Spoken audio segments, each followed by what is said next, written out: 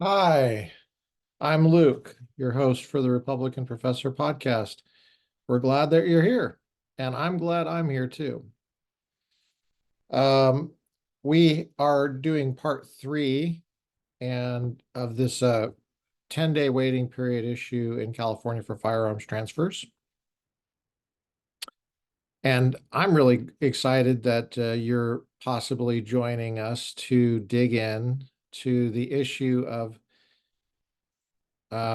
what happens in California um, in the case of bureaucrats and politicians, though well-meaning, sometimes craft legislation and rules that impact the citizens who live here. And so we're talking about how some of those things, namely the 10-day waiting period specifically, impacts uh, Californians and whether that's a good thing or a bad thing. Um, our special guest today is the same one that we've had for the last two episodes, and that's Senior Judge Anthony Ishii. Now, he's pretty old, and basically the we're going to go by what he wrote because he said this is what I said, and yeah, I got nothing more to say. I mean, I've already said it on paper. And so we're going to pay close attention to what his work was on this. That's the whole point is we got to listen to people who know what they're talking about. And sometimes they go into pretty great detail and the detail can feel at the time overwhelming. And so you know you're tempted to shut down. But I actually think that once you get into some of this stuff, it's very interesting and you learn a lot.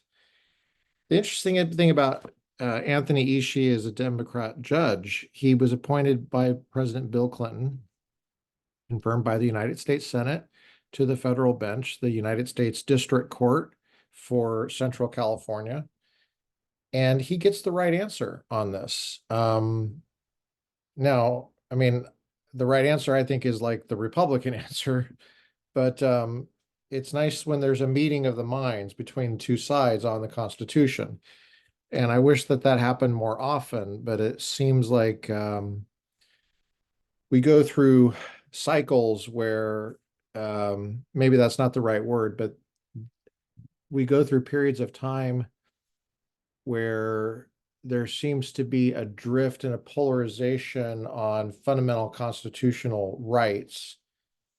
The question is once that begins to happen or is already happening, is there anything we can do about it to heal that rift that occurs?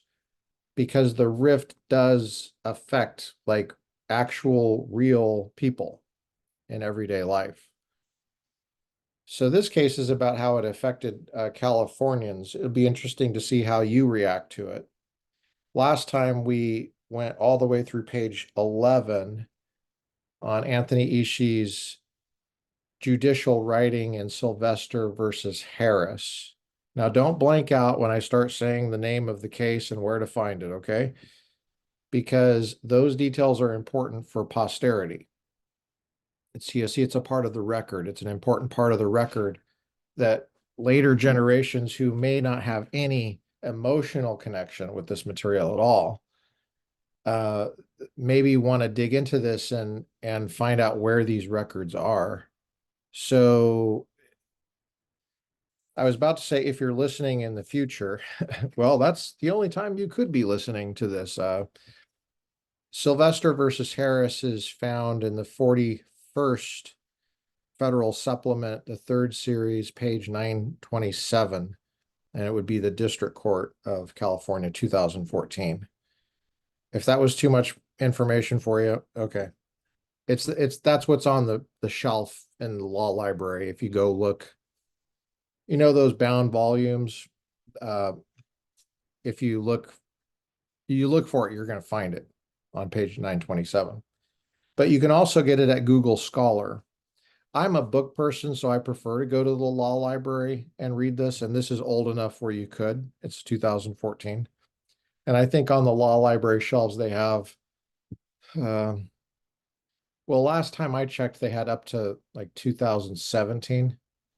So, they're always a little bit behind on the actual books.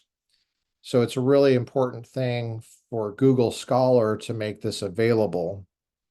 And I can't believe I'm saying this, but I'd like to thank Google for making this available. Okay, I said it, I got it out of my system, but they do deserve some credit for this because these data would not be available otherwise unless you had access to a law library. And then even then, the law library has to be all over it and have the latest bound volumes. And it's I once did a comparison of Pepperdine University's law library with Chapman's in Orange County. And I'm in Orange County, so I would prefer to use Chapman Law Library if at all possible. And I know one of the law librarians there, and she's very helpful. She's been very extremely helpful to me through the years. But Pepperdine's law library, although Pepperdine University is a more beautiful campus and a more stunning place and a great, in some respects, it was a good place to work in some respects. Not so in other respects, but I worked there for over 10 years. But Pepperdine University's law library was not, they didn't have as many bound volumes as Chapman did. And I'm sad to report that to you. But when I did the comparison years ago, Pepperdine was behind. So, but why am I telling you this? You're not in Southern California. What do you care? Okay, we're on page 11 of the Google Scholar edition, waiting period laws. So what I'm going to do is I'm going to treat this like an interview with Senior Judge Anthony Ishii, because you got to understand he's really old. There's all sorts of political reasons why he would not want to come on this podcast. Okay, because in person, because being a judge is a very sensitive matter. It should be. And typically judges are very cagey. I mean, they're even more cagey than politicians are. And politicians drive me nuts, especially if they're running for office, because sometimes you just can't tell. It's not quite the material I want to get on the podcast. I don't want the podcast to turn into a commercial for their campaign. I mean, I can get the commercial elsewhere, that's not really a unique record. The record I'm interested in developing here is one that would be unique and helpful because it's unique. In other words, don't just do what everybody else is doing. So being a federal judge is the temptation is to say what you already said, but even that's a little bit hard because oftentimes the way it was said is what was said.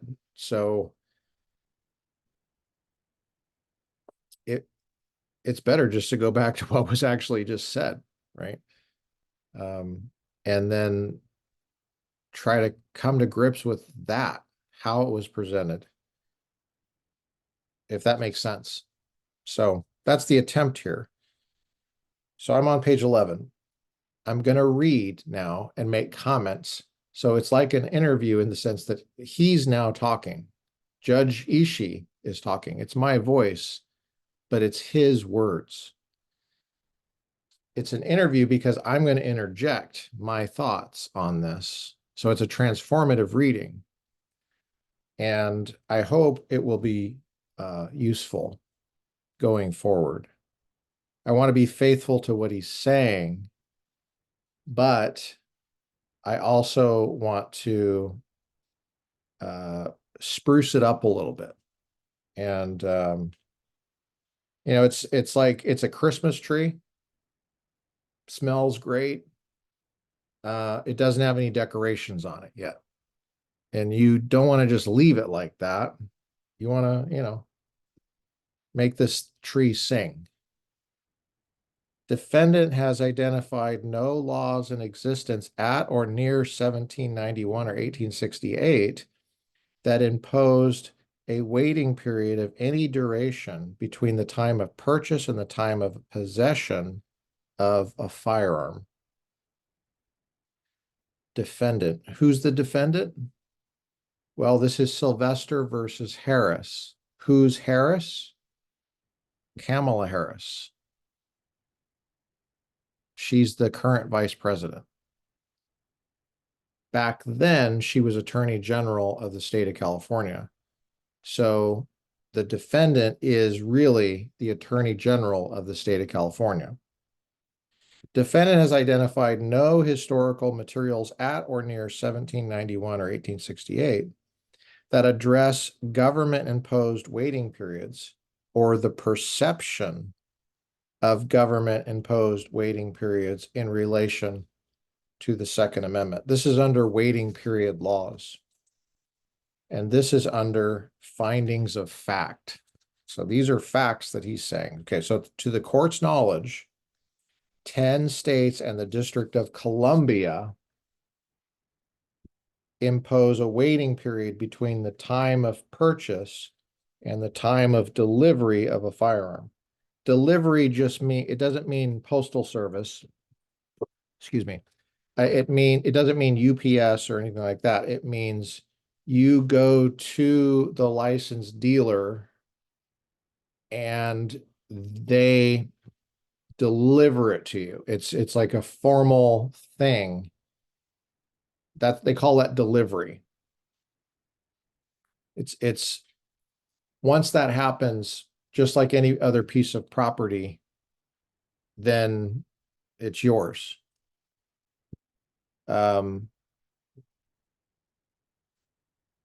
It's not as simple as going to the grocery store and buying eggs. That delivery happens when you in the checkout line, and then you pay for it, get your receipt, then you take the eggs. That's delivery then. So the difference is there's a waiting period between the eggs and getting delivered to you. So you have to come back. It'd be like if you had to come back to the grocery store, and the cashier is not just a union member at Ralph's or King Soopers or Kroger. I think I covered the whole United States there, at least the lower 48. It's not, it would be as if the cashier has to be licensed by the government, like the Department of Justice, to give you your firearm. Now, it's not the licensure that's at issue here. It's not even a background check. It's the duration that you have to wait. That's the precise issue here.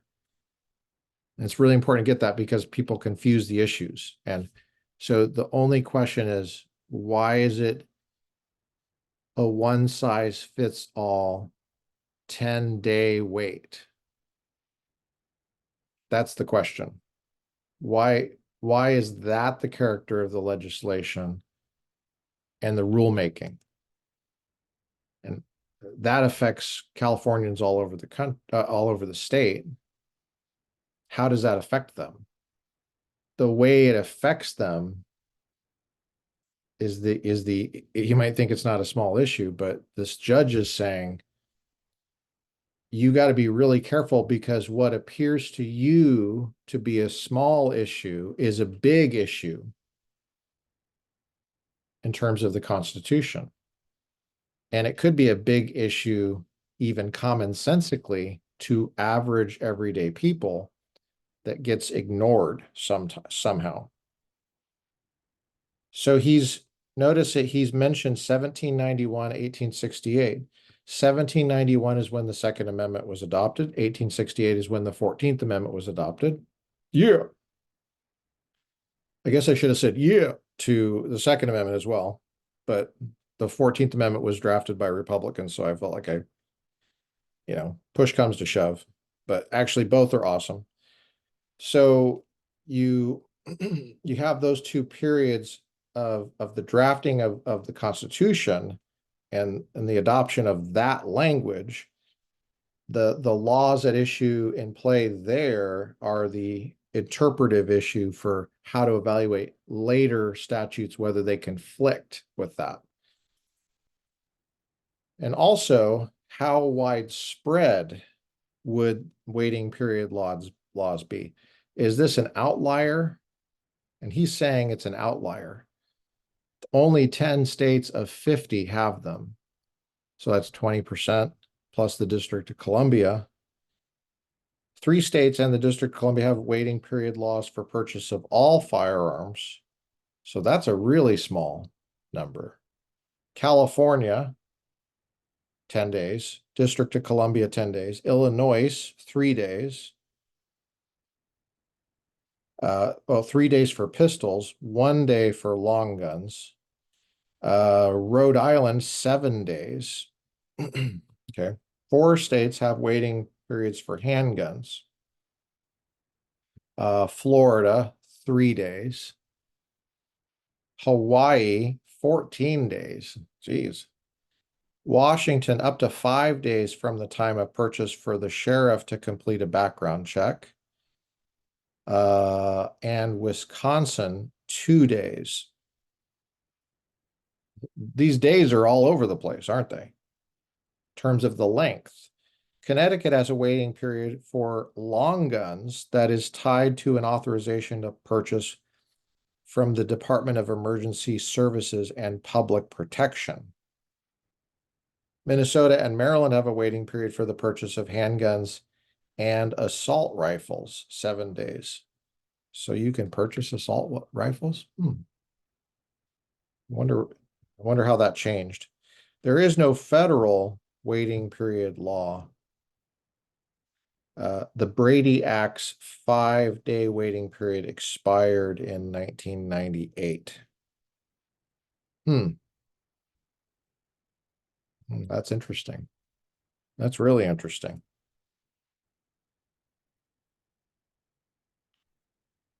In 1923, the California legislature created a waiting period for handguns, whereby no handgun, pistol, or other concealable firearm could be delivered to its purchaser on the day of purchase.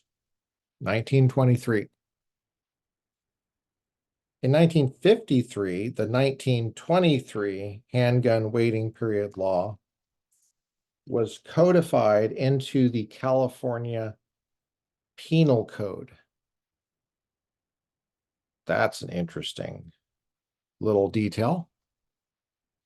So now it became a criminal issue rather than an administrative issue. I think let's camp there for a second. Why is that significant? Well, let's think about what the criminal law is. What's the purpose of the criminal law? The purpose of the criminal law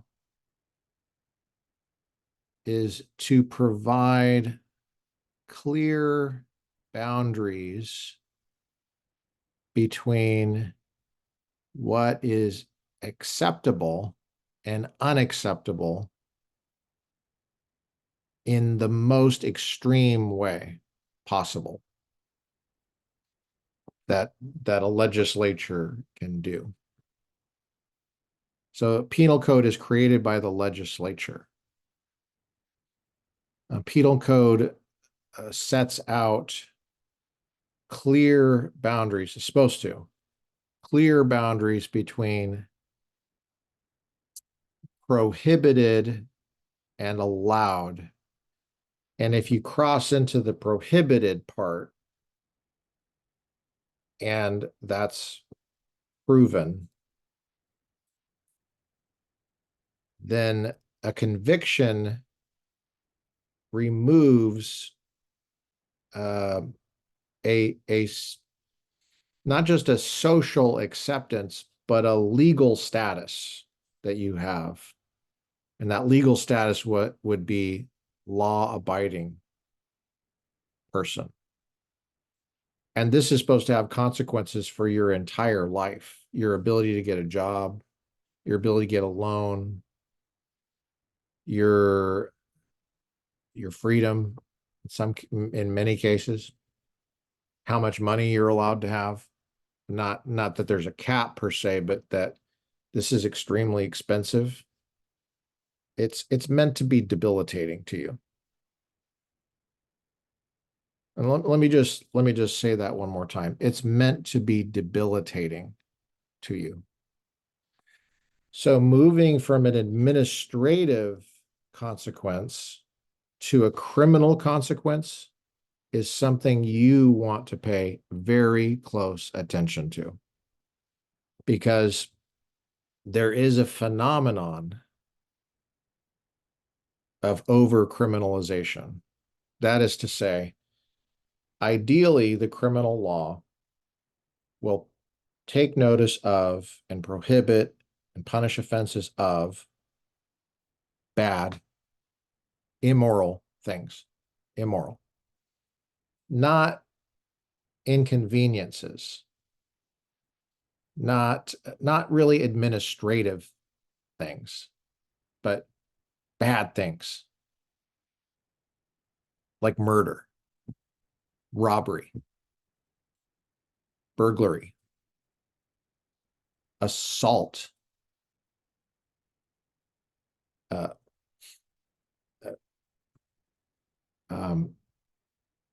kidnapping.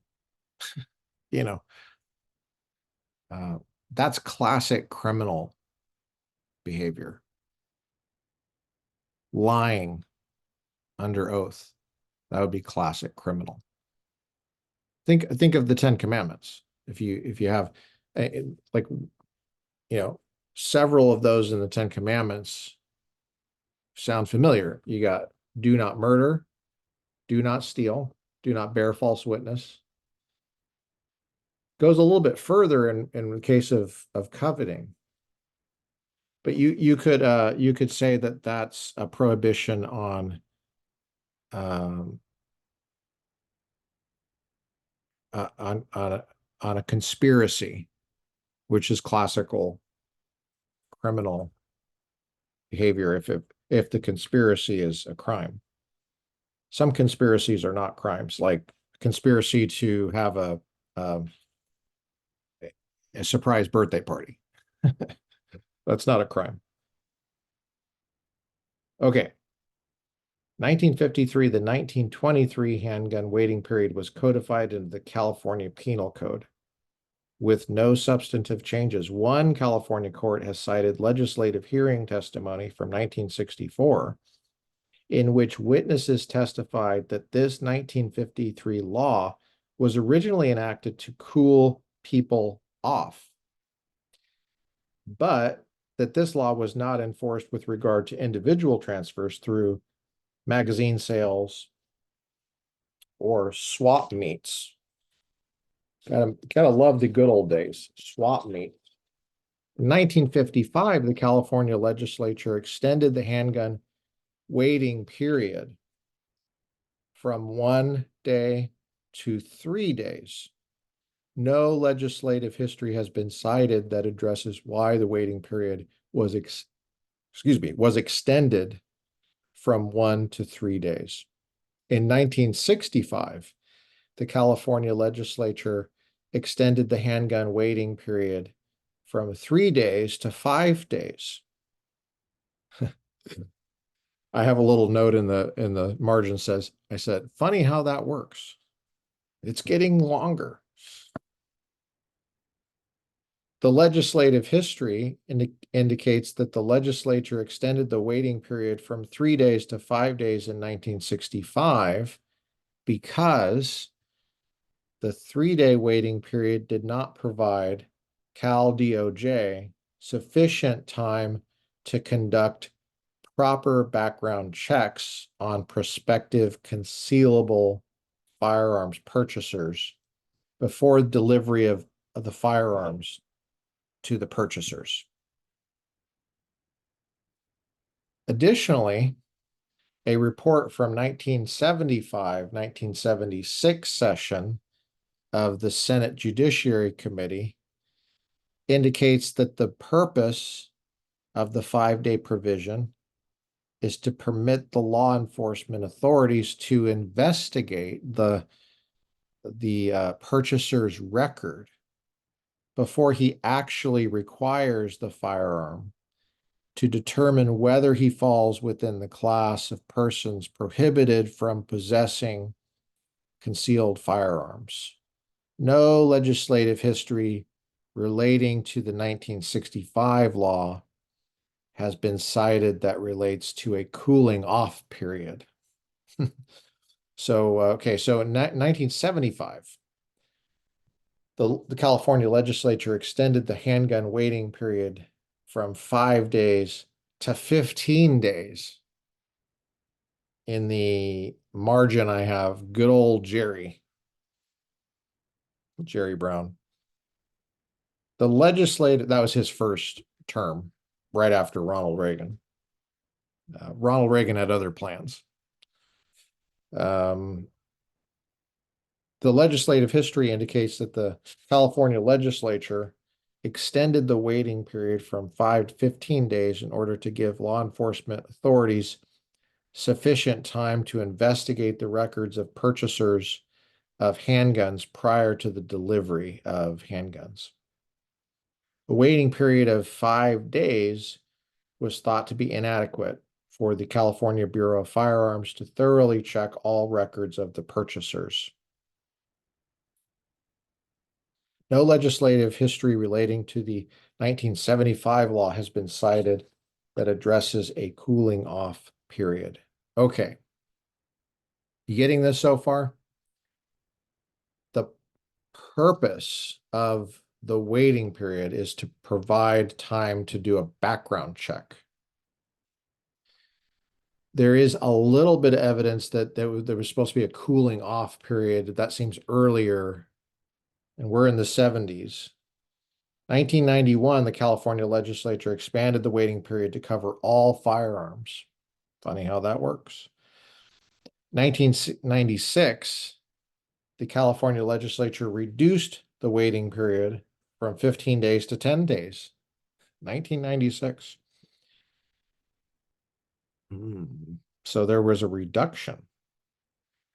I wonder if there was a Republican governor in California at that time in 1996. I'm not really wondering. Yes, there was. Pete Wilson. Pete Wilson was governor at that time. So the tendency of making the waiting periods longer went backwards under a Republican. The California legislature reduced the waiting period from 15 days to 10 days because the California Department of Justice switched to an electronic database system, which allowed for faster processing of background checks.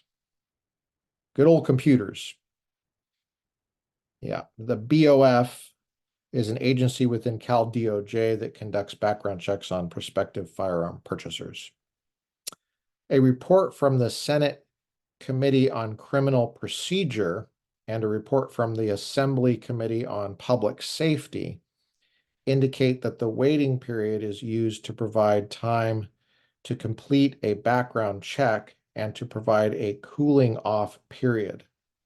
However, no legislative history related to the 1996 law has been cited that deals with specific findings or evidence related to the cooling off period. what Judge Ishii is doing, he's saying, let's sort the reason out here. Like, is this a cooling off period thing, or is this a background check thing? Because if it's a background check thing, that's a pure process thing. Like, how fast does that go? If it's a cooling off period, that's a lot harder to judge, because it seems like any hard and fast rule on that will be arbitrary by its very nature. Does that make sense? It's arbitrary to have a hard and fast rule for cooling off, because people cool off. If there is, how do you even know there is a cooling off thing happening? You don't. You just assume the worst. That right there is kind of a problem in criminal law. You're not supposed to assume the worst of people. But in any case, how do you know let's say you do assume the worst. Well, what's the worst? Is it 10 days? Is that the worst? Uh, how do you come up with 10 days? If the issue is cooling off, it seems like you could extend that and extend that and extend that. And it would just be a preference of a majority, a mere majority. When you're talking in the context of fundamental individual rights, people get very nervous when you're just punting to a bare majority how they feel at any given moment.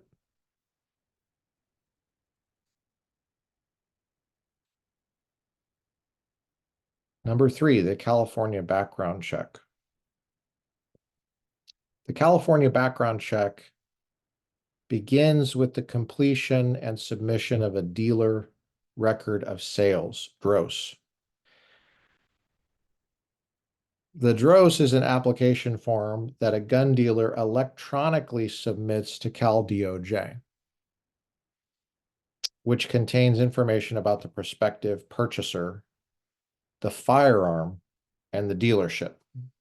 After Cal DOJ receives a DROS application, BOF begins the background check process on the prospective purchaser. The DROS application is sent to Cal DOJ's Consolidated Firearms Information System, which is a computerized system. The CFIS coordinates the electronic portion of the background check process, called the Basic Firearms Eligibility Check, by sending inquiries to other electronic databases and compiling the responses. The first database queried as a part of the BFEC, and government people, they love their acronyms, is California Department of Motor Vehicles, DMV. I think we can handle that one. The identification information on the DROS application is verified with DMV for several reasons. To ensure that the background check is run on the correct person, to prevent the occurrence of straw purchases, and to prevent people from using fake identification to purchase beer. Oh, I mean firearms. I like when people ask me for my California driver's license to provide it and say, this is what I used to buy beer. And sometimes gets a chuckle, sometimes doesn't. All right, what do we got here? Where was I? Cal DOJ sends a DROS applicant's driver's license or the California identification number to the DMV database.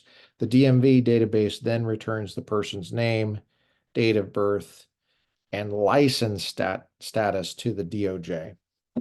Now, it proceeds like that for a few pages. I almost said several pages, but let me say here, 1, 2, 3, 4, 5. I guess that's several. Okay, 5.5 pages. And it's a it's a grueling read to read about the process for a background check. There's quite a lot to it, and there's a lot of acronyms. I did read this more than once. I actually read through this. This is not exactly how it occurs right now. The system has changed a little bit, but you get the impression, you get the idea that there's no database that it's not like a Google search and criminal and then it pops up. So there's this takes some time to do, possibly, I guess is the point.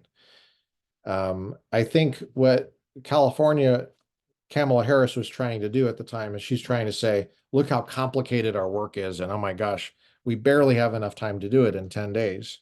What would we do without the 10 days? And Anthony Ishii, who is the same political party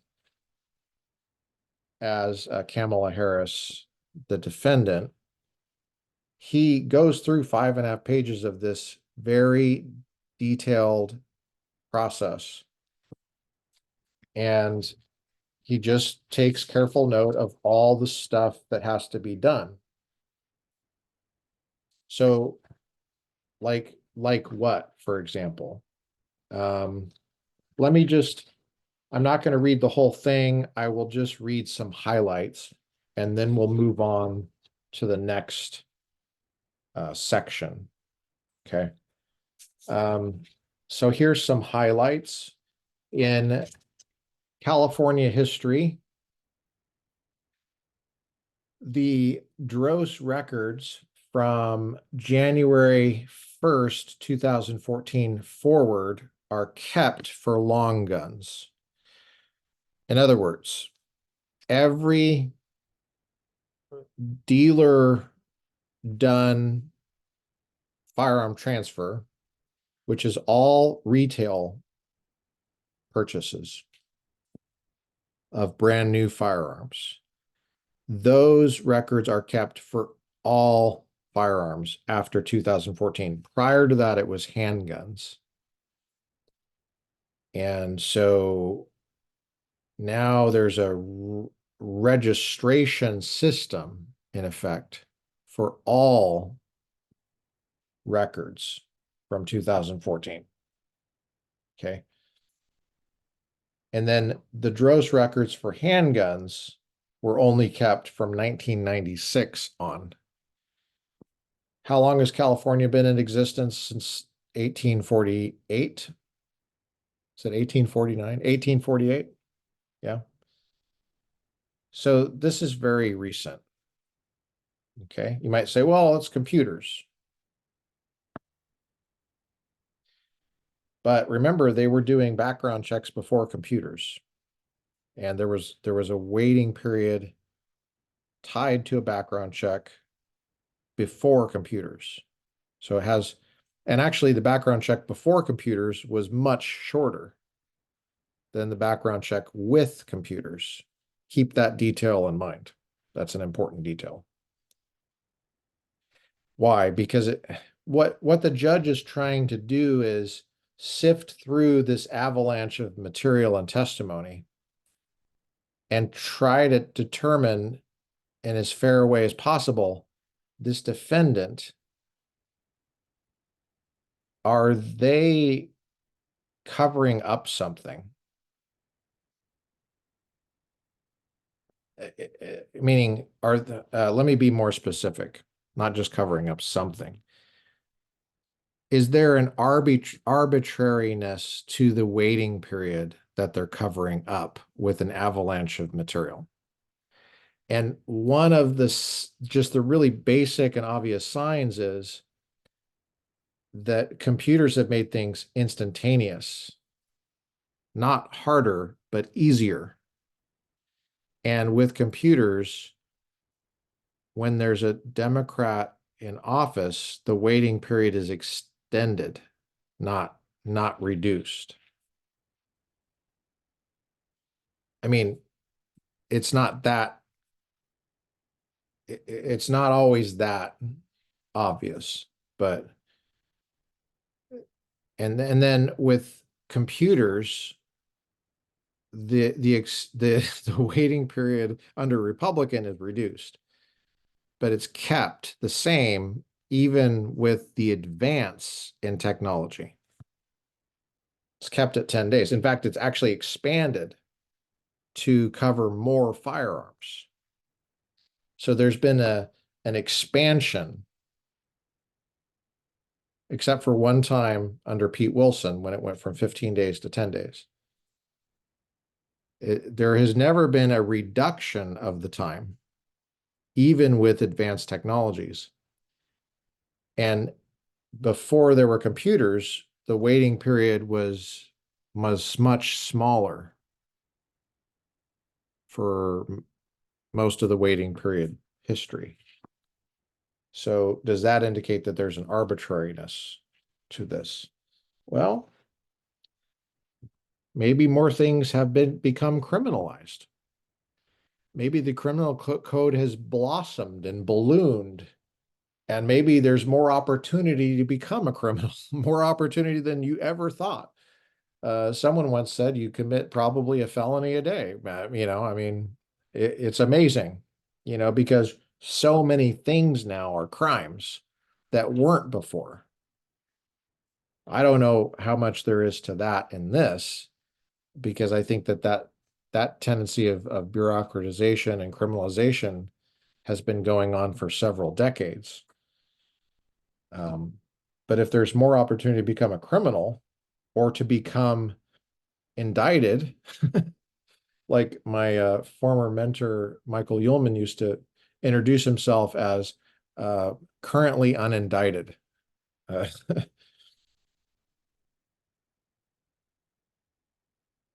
So that's a detail. So here's another detail on page 14. The AFS database is not an absolute database, but is a type of leads database.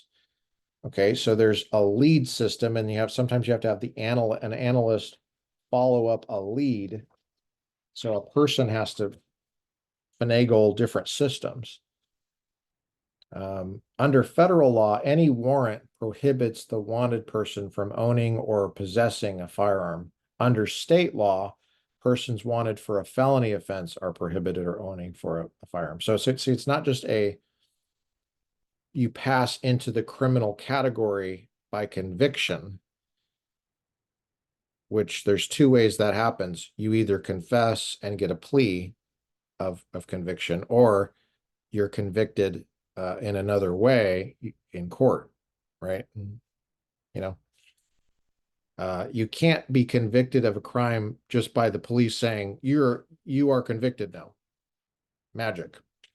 That's not how it works. But now with firearms, which is a fundamental constitutional right, individual right, firearms is weird. And this is another topic, but about whether this is really permissible. But firearms, even just being wanted, puts you across the line. So in other words, the goal for being to enjoy your rights moves depending on whether someone finds you to be wanted or whether you have a warrant out. That's a separate issue. We're going to just take note of that, maybe come back to it later. Page 16.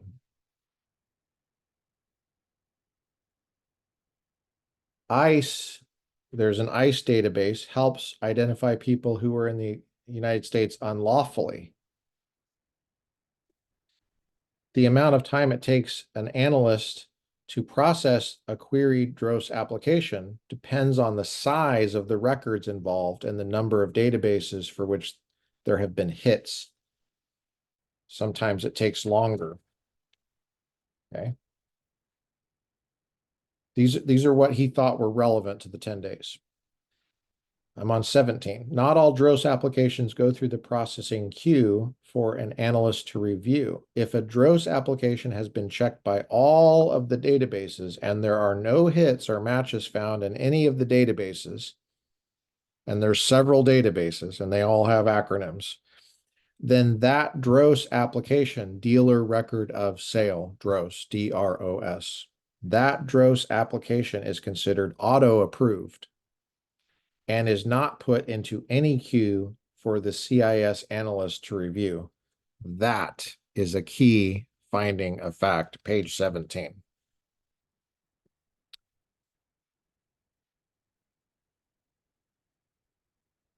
Okay. The process does not check if a DROS applicant has a COE, certificate of eligibility, which is a 1-year background check, a CCW license, concealed carry weapon, or a firearm in the system. However, it is possible for BCEF, one of those parts of the system, to include an automated search to determine whether a DROS applicant has a COE, a CCW, or a firearm. This probably sounds crazy, but I mean, these details, but the people suing Kamala Harris are in that class of people that have COE, CCW license, or a firearm. And they, in other words, these people should be auto-approved right away and not have to wait the 10 days. So what about that? And so that's what Ishii is saying here. Now, let me give you the last two findings of fact here under this. A DROS application may be delayed for up to 30 days in order for BOF to further investigate whether the applicant is prohibited for up to 30 days. Wow.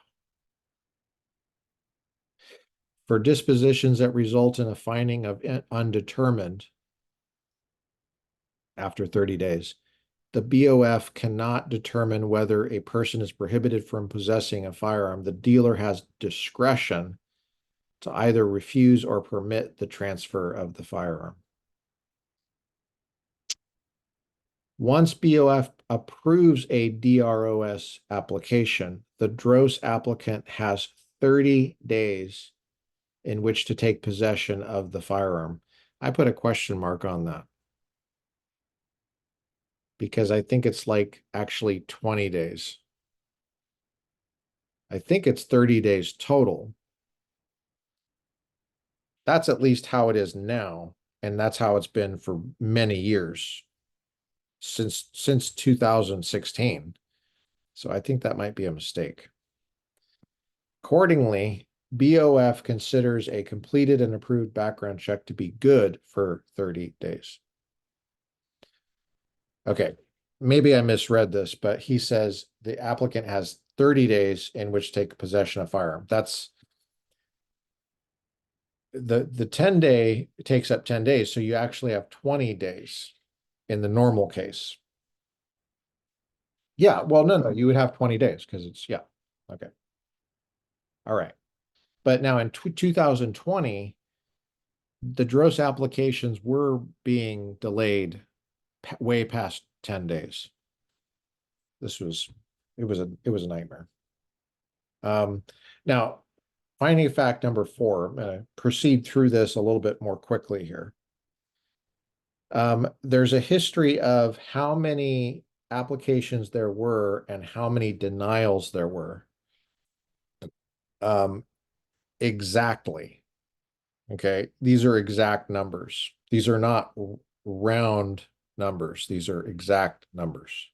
So for example, in 2011, Cal DOJ processed 601,243 DROS applications and had 5,805 denials. So you got 600,000 applications to buy a firearm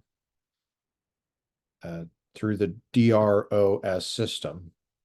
And then there's just a little under 6,000, which is 1%. So it's just under 1% that are denied. Let me do a quick scan here. It looks like they're about less than 1% are denied. You got 2010, 11, 12, 13. There's always a backlog of DROS applications. Current backlog stands at about 20,000. Jeez. There's 24 agents. They typically work well in excess of 40 hours a week. They are required to work mandatory overtime hours between 30 and 40 in order to address the backlog. I have a question mark there. They work 80 hours a week all the time? Seems odd. You see how this works? So the legislature won't approve funding for that because they want it to take a long time. But it seems like they're being abusive to their employees. Approximately 80% of all DROS applications are not auto-approved and require the review of an analyst. So most are not auto-approved. Approximately 20% are auto-approved and they do not go into the DROS queue. Depending on the network traffic or database maintenance issues, a DROS application can be auto-approved somewhere between 1 minute and 20 minutes. Sorry, 120 minutes. But probably auto approvals occur within 60 minutes. There's no evidence of the average amount of time it takes to complete a non-auto approved DROS application. If a background check is completed prior to 10 days, the firearm is not released. That's the issue right there. Why? Why is it not released? So, we're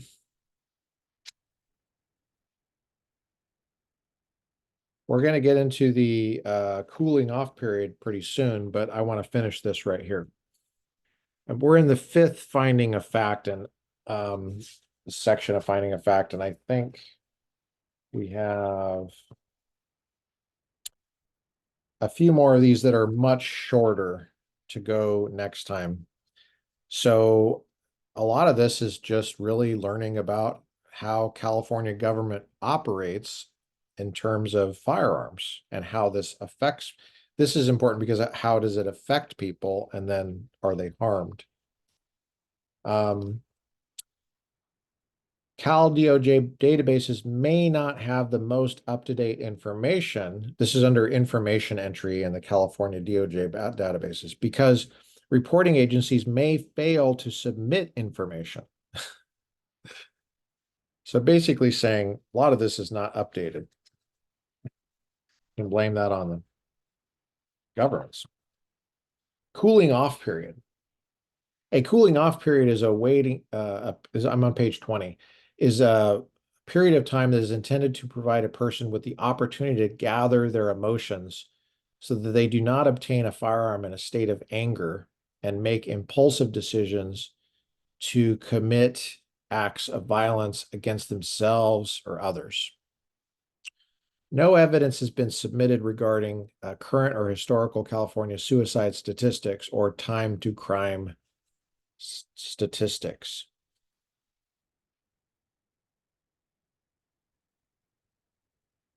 One study examined 30 survivors of firearm suicide attempts. Ooh, man. Indicated that suicide can be a relatively impulsive act. More than half of the 30 survivors reported having suicidal thoughts for less than 24 hours. In order to limit the access of a suicidal individual to a handgun, one recent study recommends a waiting period combined with a permit requirement.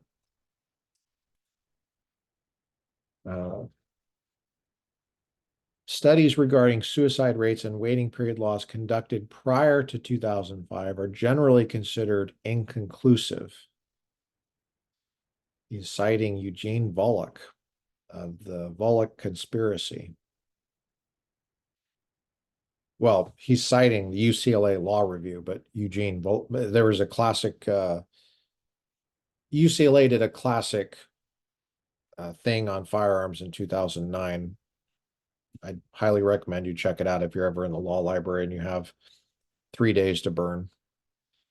One study examined the national homicide and suicide rates between 1985 and 1997 in light of the enactment of the Brady Act.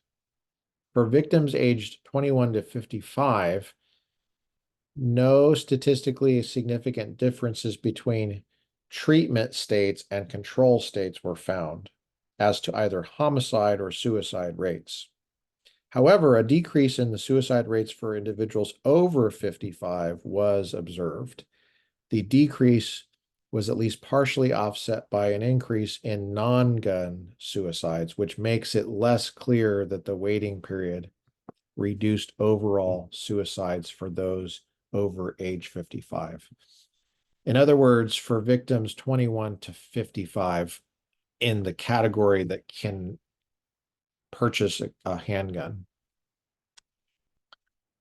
there was no statistical significant difference between effect of a waiting period, either for homicide or suicide. For the strategy of decreasing suicide for those above 55, it's murky. One study performed in 1992 found that only 3% of suicides occur within 2 weeks of obtaining a firearm. One study examining suicide rates for the 238,292 individuals who purchased handguns in California in 1991. From 1991 to 1996, the waiting period in effect in California for handguns was 15 days. The study concluded that those who purchase a handgun have a substantially increased risk of firearm suicide, beginning with the first week of purchase and lasting for 6 years. Okay.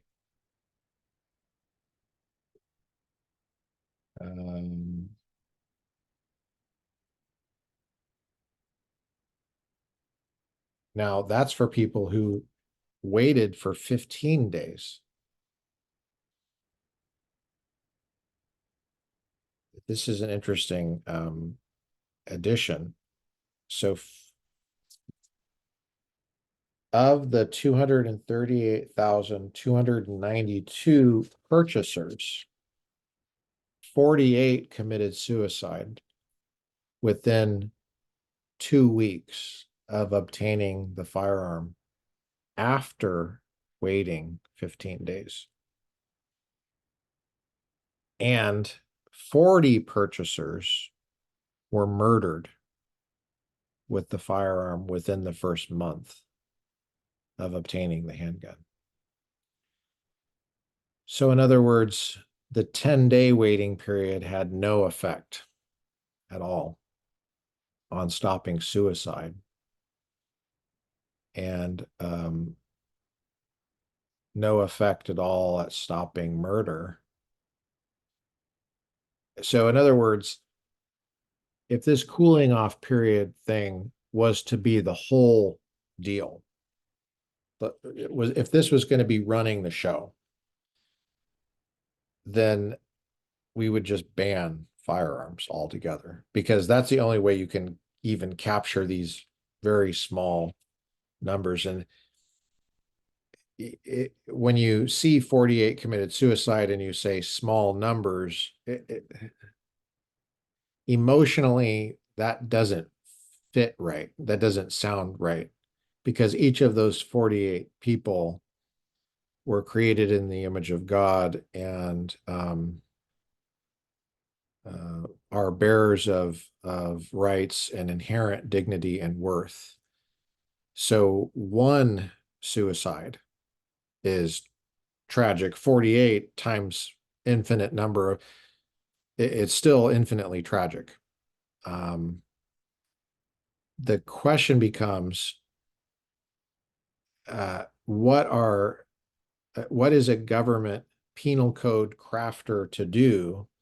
What is a bureaucrat or preferably a legislator, because they stand for elections and are accountable to the people? What are they to do that does not impact the fundamental individual rights of self-defense of all of the other people that are impacted? I mean, you have 48, so almost 250,000 and 48 of that. What's the percentage? Sounds harsh to ask that question, but there's an answer. What is the percentage? Acknowledge the pain, the tragedy, but what is the percentage? And the percentage, 48 divided by almost 250,000 people, it's a really small, tiny percentage. And 40 is even a smaller number. And you have to understand that when you're delaying someone access to a firearm, in 100% of the cases, if they're attacked, they cannot defend themselves with that firearm. So what about that? Now, we're on number 7, criminal investigation of straw purchasers.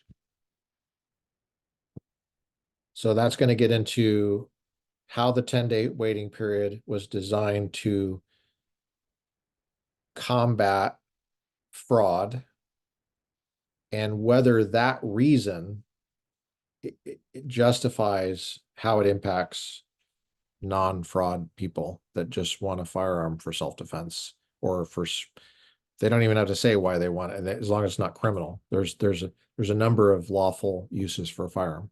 It could be recreation, could be hunting, it could be you just like history, and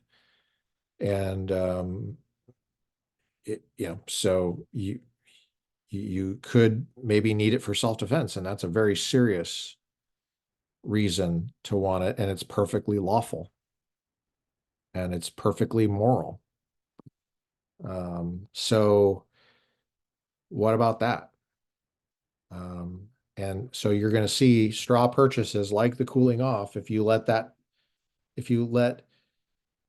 prohibition of and the prevention of straw purchases to run the whole show on the 10-day waiting period, then if you let that go to its logical conclusion, you would just ban all firearms. And so Ishii is trying to say, okay, but we need a clear understanding of what's relevant, what's not to the 10-day waiting period for people that have a certificate of eligibility, a background check that's good for a year, who have a California concealed carry weapon license. They already have a weapon on them, licensed, lawful, and people that just already have a firearm. And if they're auto approved in 1 minute, why do they have to wait 10 days?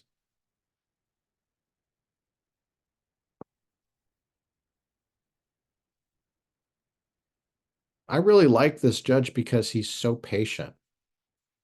And he really wants to know the answer. I mean, he's talking to Kamala Harris.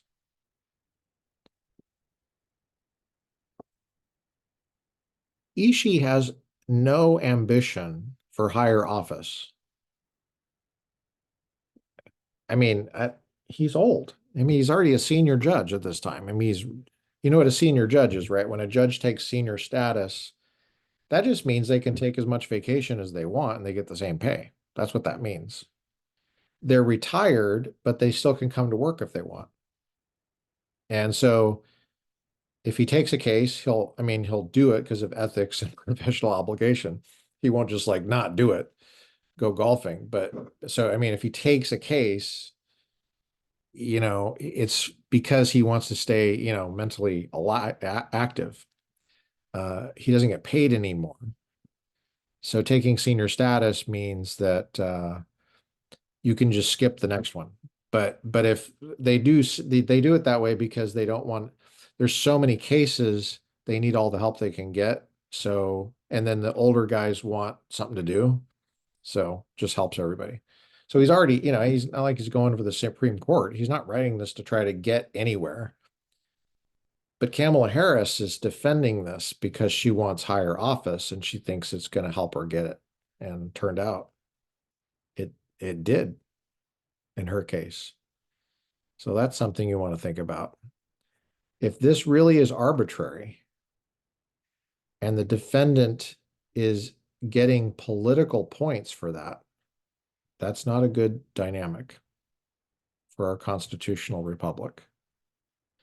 The only thing that can stop it is you by paying attention. Thank you for joining me on the Republican Professor podcast. Today is May 9th, 2024, and I'm coming to you from the state of California, Orange County.